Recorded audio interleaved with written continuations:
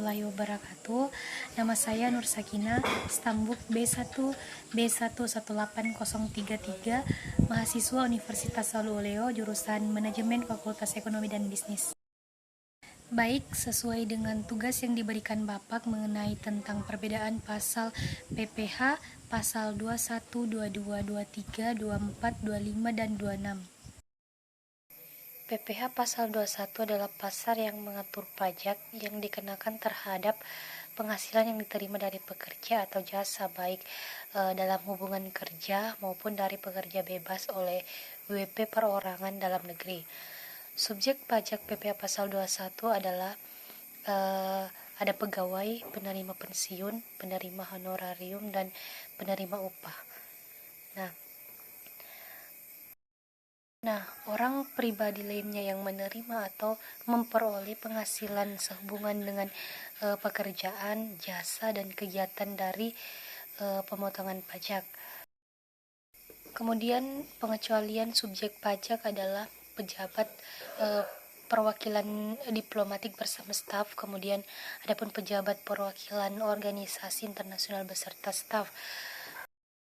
Lalu pengecualian objek pasal PPh pasal 21 yaitu pembayaran asuransi dari perusahaan asuransi kesehatan, kecelakaan, jiwa, dwiguna, beasiswa. Terima dalam bentuk natura dan atau kenikmatan dalam bentuk apapun yang diberikan oleh WP atau pemerintah. Kemudian dana pensiun yang dibayarkan kepada dana pensiun yang pendirian telah disahkan oleh Menkep dan iuran THT kepada badan penyelenggara jam sostek yang dibayarkan oleh pemberi kerja. Zakat yang diterima oleh orang pribadi yang berhak dari badan atau lembaga amil zakat yang dibentuk dalam disahkan oleh pemerintah. Yang kedua adalah PPh pasal 22. PPh pasal 22 membahas tentang penghasilan yang berasal dari penjualan pada instansi pemerintah, impor, dan industri tertentu, dalam kurung industri rokok, industri kertas, industri otomotif, industri semen, industri baja, Pertamina Bulog untuk tepung terigu dan gula pasir.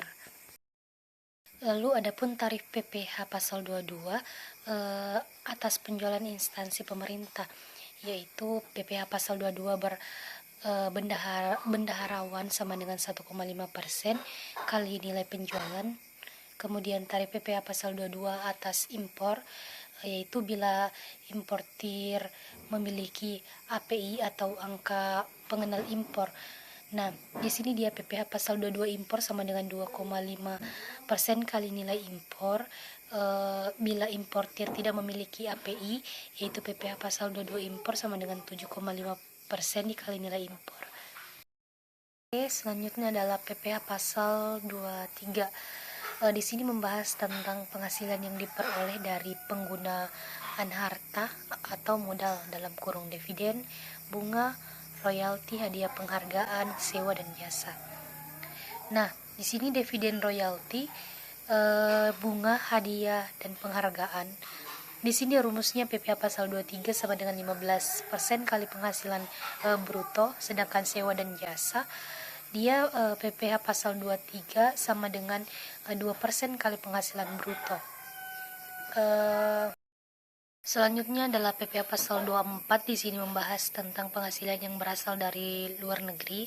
Pada prinsipnya dalam PPh pasal 24 adalah dia mencari besarnya pajak yang bisa dikreditkan dengan jalan membandingkan antara pajak yang dipungut luar negeri dengan membahas maksimum kredit pajak dipilih yang terkecil. Di sini batas maksimum kredit pajak sama dengan penghasilan dari luar negeri dibagi PKP dikali PPh terutang.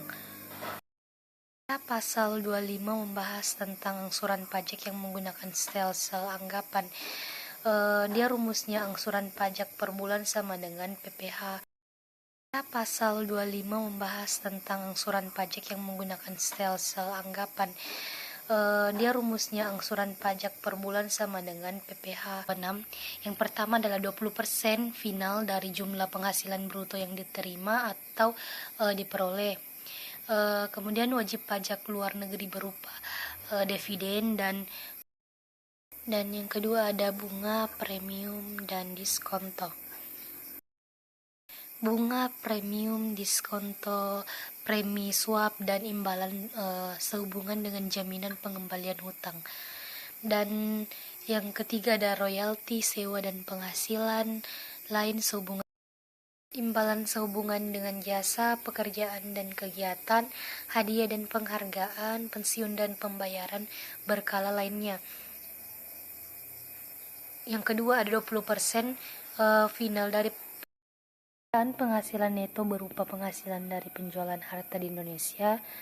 Kemudian premi asuransi, premi reasuransi yang dibayarkan langsung atau melalui pialang kepada perusahaan asuransi di luar negeri. Dan ketiga, sekaligus yang terakhir, yaitu menurut saya tarif berdasarkan perjanjian penghindaran pajak berganda dalam kurung P3B antara Indonesia dengan negara pihak pada persetujuan. Sekian dari saya, lebih dan kurangnya mohon dimaafkan. Assalamualaikum warahmatullahi wabarakatuh.